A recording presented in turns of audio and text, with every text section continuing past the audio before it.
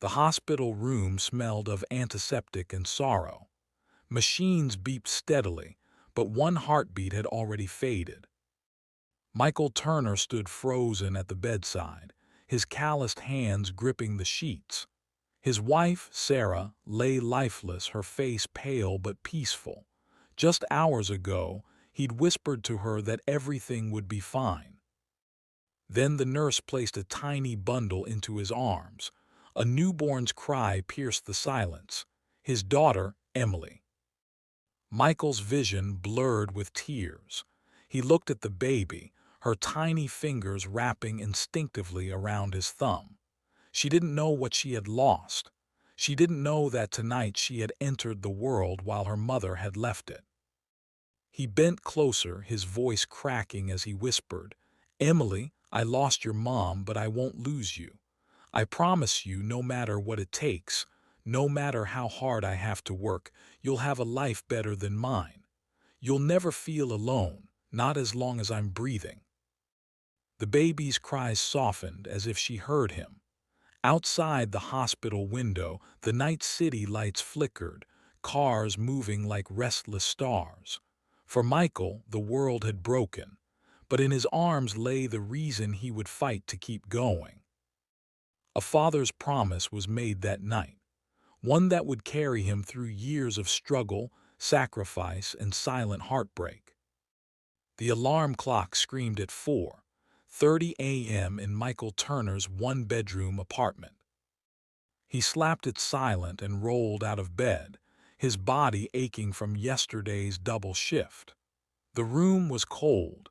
He had turned the heat down to save on the electric bill. For a moment he sat at the edge of the bed, staring at the old photo of his wife on the dresser. Sarah was smiling, holding her pregnant belly in that picture. She had always believed in him, even when he didn't believe in himself. Michael dragged himself into the tiny bathroom, splashed water on his face, and looked at his reflection. His hair was graying faster than his age. He was only 37, but the sleepless nights and heavy lifting made him look closer to 50. By 5:15 a.m., he was on the road in his beat-up Ford truck, the muffler rattling with every bump. He headed to the warehouse where he stacked boxes for minimum wage. The work was brutal, lifting, pushing, pulling, but Michael never complained. Every dollar was for Emily. At 7:00 a.m., before his shift began, he pulled out his phone and stared at the lock screen. A picture of baby Emily wrapped in a pink blanket. He smiled despite the stiffness in his back. During his break, while his coworkers smoked outside, Michael sat on a bench and scribbled in a small notebook. It was a list of things he wanted for Emily when she grew up. A good school. Ballet lessons if she wanted them. A bike with pink streamers on the handles. A college education, no matter the cost. His handwriting was messy, smudged with calloused fingers, but the dreams were written with a father's heart. By afternoon, the warehouse shift ended. Most of the guys went home, but Michael's day was far from over. He grabbed a quick sandwich from a vending machine and changed into his second job, Uber driving. The city streets were unforgiving. Horns blared, traffic crawled, and drunk passengers sometimes yelled at him, but Michael endured it all. Each fare was another small step toward Emily's future. At night, when he finally parked the truck, he returned to the small apartment where Emily waited. She was only 3 years old, playing with second-hand toys on the carpet. "Daddy," she squealed, running toward him with her arms wide. That single word erased his exhaustion. Michael dropped to his knees, scooped her up, and spun her around, laughing despite his sore muscles. "Were you good for Mrs. Jenkins today?" he asked, referring to the neighbor who babysat while he worked. Emily nodded eagerly. "I drew Mommy a picture." She pulled out a crumpled paper with stick figures, one tall man, one little girl, and a smiling woman with yellow hair. Michael's throat tightened. Sarah lived on only in these drawings and memories. "That's beautiful, sweetheart," he said, kissing her forehead. "Mommy would be so proud." He tucked Emily into bed that night, reading her goodnight moon in his tired, raspy voice. She clutched his hand until her eyes fluttered shut. When she was asleep, Michael stayed a little longer, watching her breathe. He whispered to himself, "She's my whole world. Everything I do, it's for her." The cycle repeated every day. Warehouse, Uber, cheap meals, endless bills. There were nights Michael skipped dinner so Emily could have enough. He patched his old boots with tape instead of buying new ones. He walked into pawn shops, selling Sarah's jewelry, telling himself it was just temporary. But he never let Emily see his struggles. To her, he was always smiling, always strong, always daddy. One rainy evening, as Michael drove his last Uber passenger home, his back throbbed with pain so sharp he had to pull over.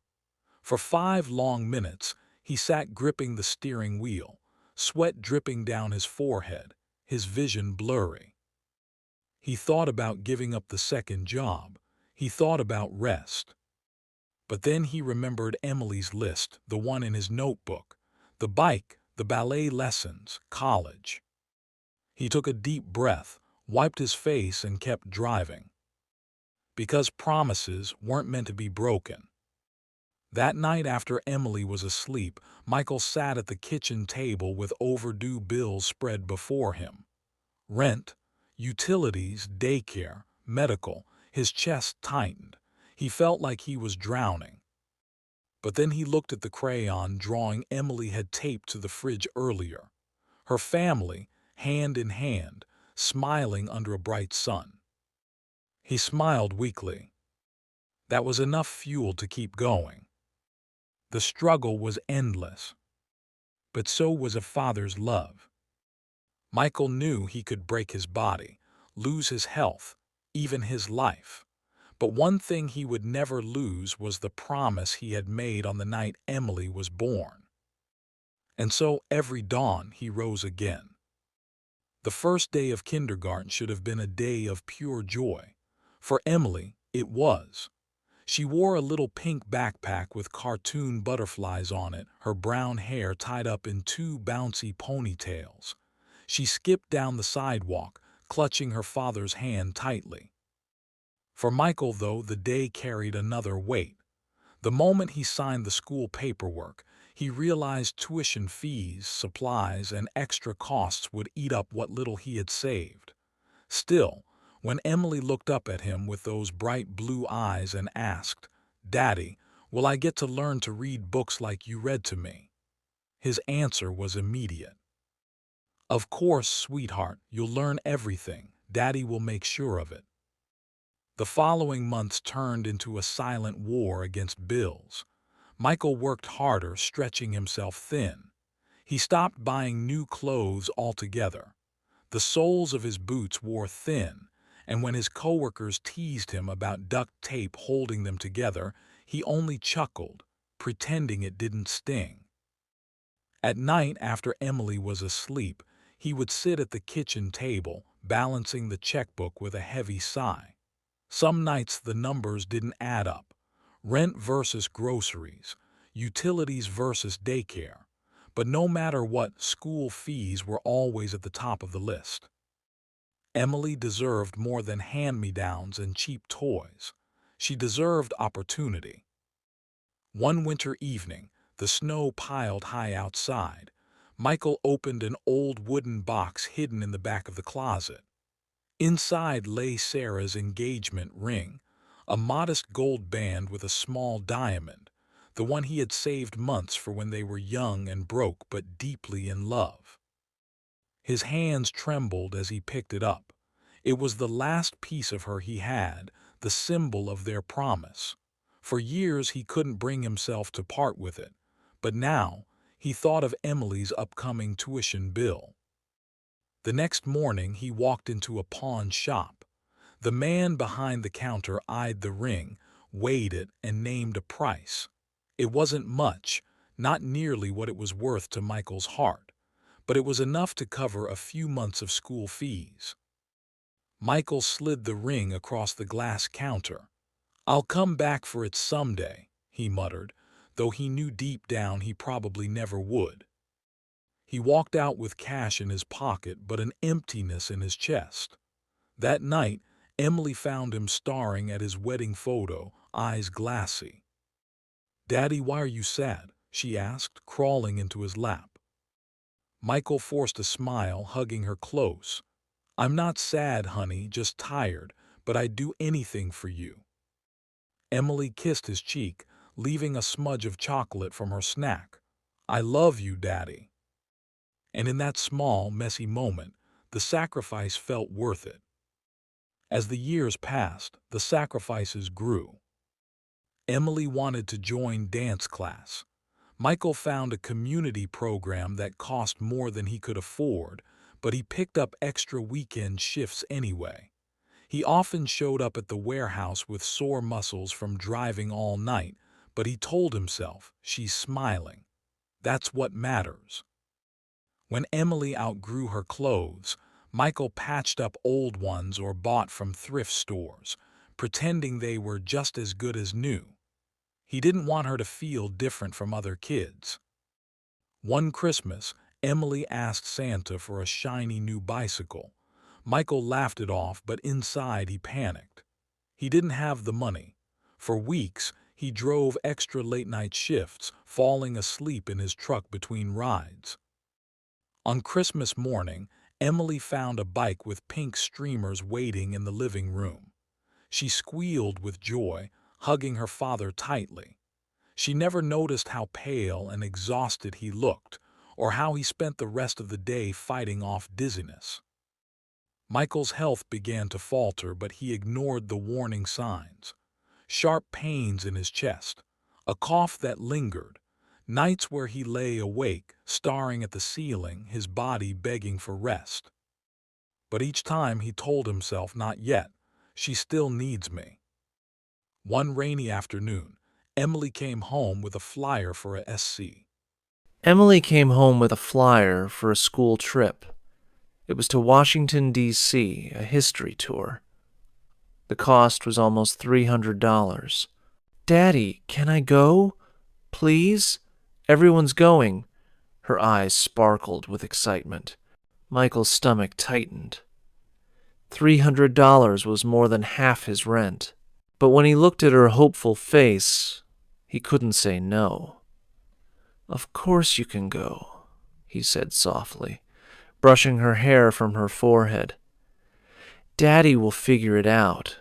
That night, Michael sold his old guitar, the one Sarah had gifted him on their second anniversary. It was the last connection to the music he once loved, but Emily's smile meant more. When she boarded the bus weeks later, waving happily at him, Michael stood in the rain, smiling proudly. She had no idea what it had cost him. Every choice Michael made was a trade. His health, his possessions, his dreams all exchanged for hers.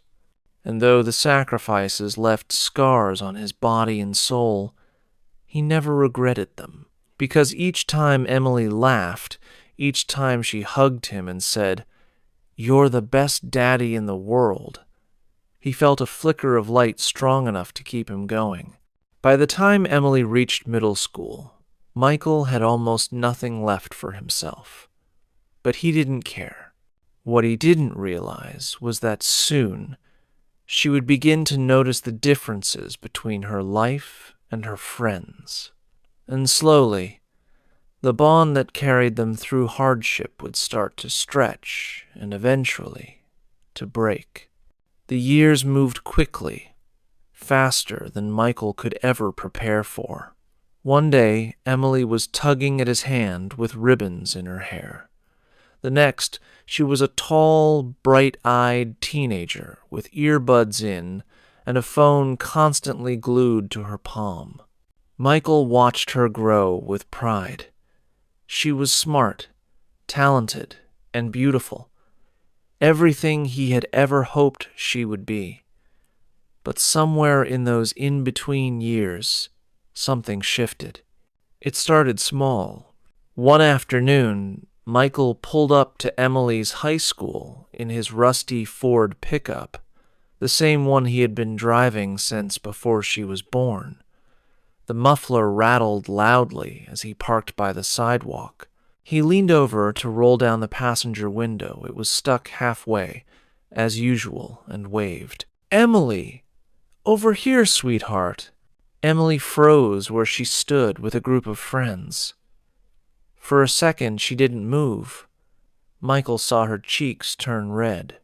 She gave a small wave back, but instead of running toward the truck, she whispered something to her friends, then walked quickly across the parking lot, her head down. When she climbed inside, she shut the door fast. "Dad, could you not yell like that?" Everyone was staring. Michael blinked, his smile faltering. "Oh, sorry, Em. I just wanted you to see me," she put in her earbuds. "Yeah, well, you don't have to make it obvious." The words were sharp, though she didn't mean them to be. For Michael, though, they cut deep. He drove home in silence, the rattle of the truck filling the empty space between them. As weeks passed, Michael noticed more changes. Emily no longer asked him to help with homework. She had friends for that. She didn't sit at the kitchen table to tell him about her day. She was too busy on her phone. One Friday, she announced she had been invited to a sleepover. "Dad, can you drop me off at Madison's house? And maybe don't come to the door, okay? I'll just text her. I'm outside." Michael forced a chuckle. "You don't want me to embarrass you, huh?" Emily smiled sheepishly. "You're the best, Dad. But, Madison's family is a little different." Different. Michael understood what she meant. Madison's parents had money, a big house, a shiny SUV in the driveway, not a man with grease on his hands, and a truck held together with duct tape. That night, when he returned home to an empty apartment, Michael sat at the kitchen table staring at the fridge, where Emily's childhood drawings still hung. In one, she had drawn herself holding her daddy's hand, both of them smiling under a bright sun. He whispered to the silence, "When did I stop being enough for her?" But no matter how much distance grew, Michael never showed his pain in front of Emily. He still woke before dawn. He still worked until his body ached. He still tucked away every spare dollar for her future. Because in his heart, she was still his little girl, the same one who once believed he was the strongest man in the world. What he didn't realize was that the distance would only grow wider, and soon the sacrifices he made in silence would go unseen, unnoticed, and almost forgotten. The day Emily left for college was supposed to be a celebration. Michael had dreamed of it for years, his little girl taking the first step toward a brighter future. He had worked nights, sold keepsakes, skipped meals, and broken his body to get her here. The morning of her departure, he loaded her suitcases into the back of his old truck, the engine coughing to life as always. Emily sat in the passenger seat scrolling through her phone, her excitement buzzing in every word. "Dad, can you believe it? A whole new city, new people, new life. This is it. I'm finally on my way." Michael smiled, though his chest ached with an emptiness he couldn't admit. "I believe it, Em. You're going to do great things." The campus was huge, with tall brick buildings and students walking with purpose. Michael parked by the dorms and carried her heavy suitcases himself, sweat dripping down his back. Emily trailed behind, embarrassed by the squealing of his old truck echoing across the parking lot. "Dad, it's fine. I can take it from here," she said quickly when a group of students walked past. Michael hesitated, wanting to hold on to the moment, but he handed her the last bag. He looked at her for a long second, his little girl, now standing at the edge of a new world. "I'm proud of you," he said quietly. "Call me when you get settled, okay?" "Yeah, of course," Emily replied, giving him a quick hug before rushing inside. Michael stood there for a while, staring at the door long after she disappeared. The sun was hot, but he felt cold. The weeks that followed were some of the loneliest of his life. Michael threw himself into work warehouse shifts during the day, Uber at night. Tuition bills came faster than he expected. He stretched every dollar, sometimes skipping his own prescriptions, so he could send Emily money for books and supplies. At night, when he called her, her answers were short.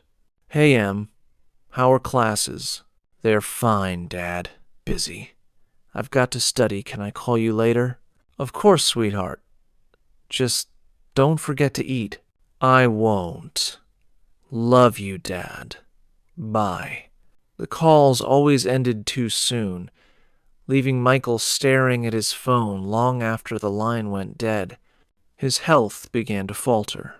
One afternoon, in the middle of unloading boxes at the warehouse, a sharp pain shot through his chest. He dropped to his knees, gasping, sweat pouring down his forehead. His coworker rushed over, helping him up. "Mike, you okay, man? You need to see a doctor." Michael forced a laugh, hiding the terror in his eyes. "Just a cramp. I'll be fine." That night, the doctor told him his blood pressure was dangerously high. He needed rest. He needed medication. He needed to slow down. But slowing down wasn't an option. Not when Emily needed him. Not when tuition bills kept coming. So he kept driving, kept lifting, kept sacrificing. When Emily came home for Thanksgiving, she spent most of her time texting her new friends. Michael cooked a small dinner, just turkey, mashed potatoes, and pie, but Emily barely touched her plate. "Dad, I can't stay long," she said, grabbing her coat. "My friends are having a party tonight." Michael nodded, forcing a smile. "Of course, go have fun." She kissed his cheek quickly and was gone. The apartment was quiet again, the leftovers growing cold on the table. Michael sat alone, staring at the empty chair where she had once giggled and swung her legs as a little girl.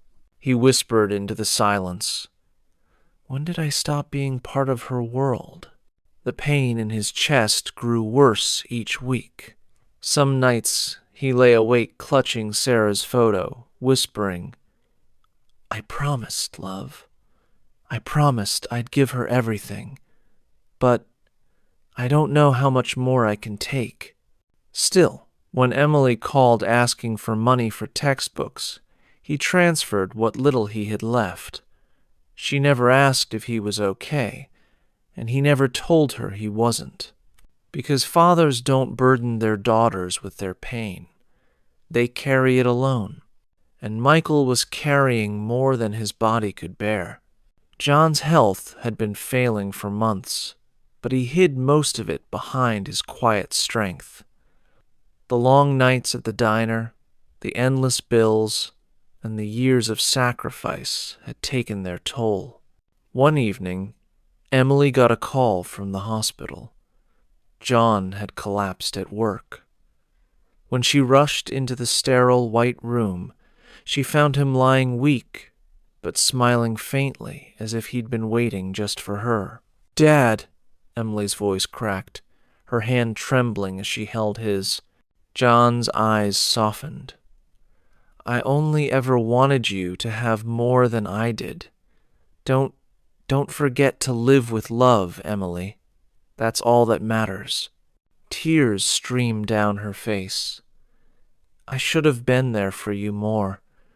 I'm sorry, Dad. I should have listened. I should have... John's fingers gave a final, gentle squeeze. His eyes closed peacefully. He was gone. Emily broke down, her heart shattering in ways she had never imagined. At that moment, she understood every late-night shift, every sacrifice, every small smile he gave while hiding his exhaustion had been for her. And she had never truly given him the priority he deserved. Standing at his grave days later, Emily whispered through her tears, I'll carry you with me, Dad. I promise I'll live better, the way you wanted. The wind rustled the trees as if John himself was answering her, leaving Emily with both grief and a quiet strength, the kind her father had carried all his life.